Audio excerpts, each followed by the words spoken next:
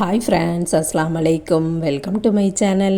இன்றைக்கி நம்ம சேனலில் நல்ல டேஸ்டியான முட்டை போண்டா எப்படி பண்ணலான்னு பார்க்கலாம். இது நார்மலான முட்டை போண்டா மாதிரி இருக்காது. ஸ்டஃப்டு முட்டை போண்டா ரொம்பவே டிஃப்ரெண்ட்டாக இருக்கும். நீங்களும் கண்டிப்பாக ட்ரை பண்ணி பார்க்கணும். முட்டை போண்டா இப்படி புசு புசுன்னு வரணும்னா எப்படி மாவை மிக்ஸ் பண்ணணும் அப்படிங்கிற டிப்ஸும் சொல்லியிருக்கேன். அதனால் கடைசி வரைக்கும் ஸ்கிப் பண்ணாமல் பாருங்கள். 3 முட்டையை வச்சு தான் நான் இந்த முட்டை போண்டா பண்ண போகிறேன். அதனால் அரை கப்பு கடலை மாவு எடுத்திருக்கேன், 1 டேபிள் ஸ்பூன் மைதா மாவு எடுத்திருக்கேன், 1 டேபிள் ஸ்பூன் அரிசி மாவும் எடுத்திருக்கேன். தேவைக்கு உப்பு போட்டுக்கிடலாம். அதுக்கப்புறம் வத்தல் தூள் 1 டீஸ்பூன் எடுத்திருக்கேன், கொஞ்சமாக சோடா உப்பு எடுத்திருக்கேன், அதுக்கப்புறம் ஓமம் எடுத்திருக்கேன். இதை இப்போ நல்லா மிக்ஸ் பண்ணி விட்டுக்கலாம். பொடியாக கட் பண்ணின மல்லிக்கீரையும் போட்டுடலாம்.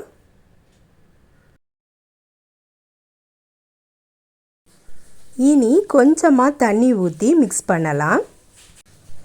இந்த மாவு திக்காட்டு இருக்கணும். அப்போ தான் முட்டை போண்டா நல்ல வடிவமாட்டு வரும்.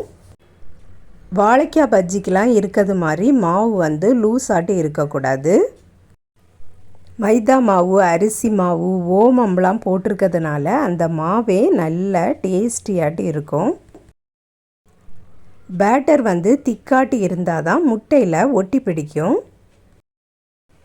மாவு நல்லா மிக்ஸ் பண்ணியாச்சு. இனி ஒரு சின்ன பவுலில் ஊற்றிடலாம். 3 முட்டை எடுத்துருக்கிறதுனால நான் அதுக்கு தக்கன தான் மாவு போட்டிருக்கேன். கன்சிஸ்டன்சி பார்த்திங்கன்னா கெட்டியான தோசை மாவு மாதிரி இருக்கணும்.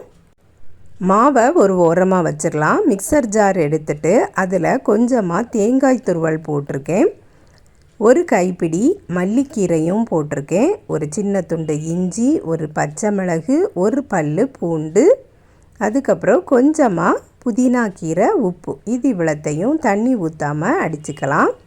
இதே மாதிரி அடித்து எடுத்துகிட்டு வந்துடணும். மாவும் ரெடியாகிட்டுருக்கு, துவையலும் ரெடியாகிட்டுருக்கு. முட்டையும் அவிச்சு தோலெல்லாம் எடுத்து பாதி பாதியாக கட் பண்ணி வச்சுருக்கேன். அதில் இருக்கக்கூடிய அந்த மஞ்சக்கருவை தனியாக எடுத்து வச்சுருக்கேன். மஞ்சக்கருவை இந்த துவையலில் போட்டு நல்லா மிக்ஸ் பண்ணிடலாம். இதைத்தான் இப்போ நம்ம ஸ்டஃபிங்காக வைக்க போகிறோம். நல்லா மிக்ஸ் பண்ணினதுக்கு அப்புறமா பாதியாக கட் பண்ணின முட்டையில் இதை அப்படியே வைக்கணும். மிக்ஸ் பண்ணி வச்சுருக்கக்கூடிய அந்த மஞ்சக்கரு மிக்ஸை இந்த 3 முட்டையிலையும் ஃபுல்லாகவே நம்ம வச்சு விட்டுறணும். வேஸ்ட் பண்ணிடக்கூடாது. உதிர்ந்துலாம் போகாது, நல்லா ஒட்டி பிடிச்சிரும். எல்லா முட்டையிலையுமே வச்சு விட்டுறலாம்.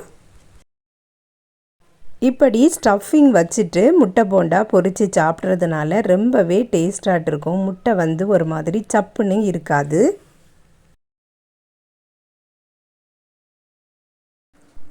துவையல் போட்டு மிக்ஸ் பண்ணின எல்லாத்தையுமே வச்சாச்சு. கொஞ்சம் கூட வேஸ்ட் பண்ணலை. எல்லாத்தையும் ரெடி பண்ணியாச்சு. இனி பொரிக்க வேண்டியது தான். எண்ணெயை அடுப்பில் போட்டிருக்கேன், நல்லா சூடாயாச்சு. இந்த மாதிரி சின்ன பவுலில் போட்டிருக்கிறதுனால முட்டையை நம்ம மிக்ஸ் பண்ணும்போது எல்லா இடமும் படும்.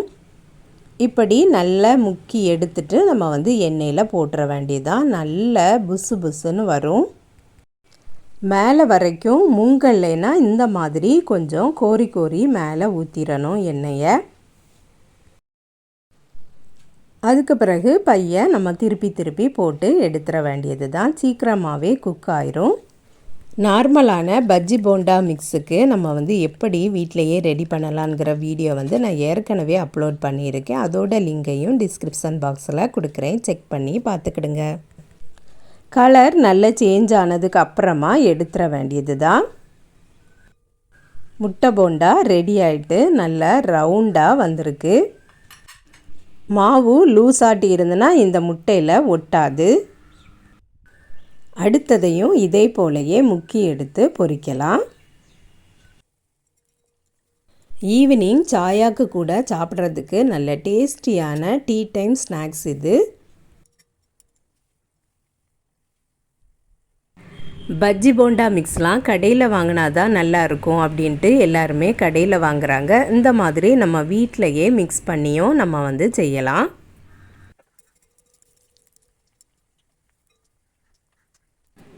நல்ல டேஸ்டியான ஸ்டஃப்டு முட்டை போண்டா ரெடி பண்ணியாச்சு. இனி இதை நம்ம கட் பண்ணி பார்த்துடலாம்.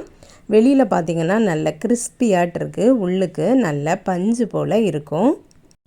இந்த வீடியோ பிடிச்சிருந்துன்னா வீடியோவுக்கு ஒரு லைக் போட்டுருங்க. சப்ஸ்கிரைப் பண்ணாமல் இருந்தீங்கன்னா சப்ஸ்கிரைபும் பண்ணிடுங்க. உள்ளுக்கு நம்ம வந்து ஸ்டஃப்டு வச்சுருக்கிறதுனால முட்டையோட மஞ்சக்கரு மஞ்சளாட்டு தெரியாமல் பச்சையாட்டு தெரியுது. அவ்வளோதான் ஃப்ரெண்ட்ஸ், இந்த வீடியோவை இதோட முடிச்சுக்கிறேன். நெக்ஸ்ட் வீடியோவில் சந்திக்கிறேன். அஸ்ஸலாமு அலைக்கும்.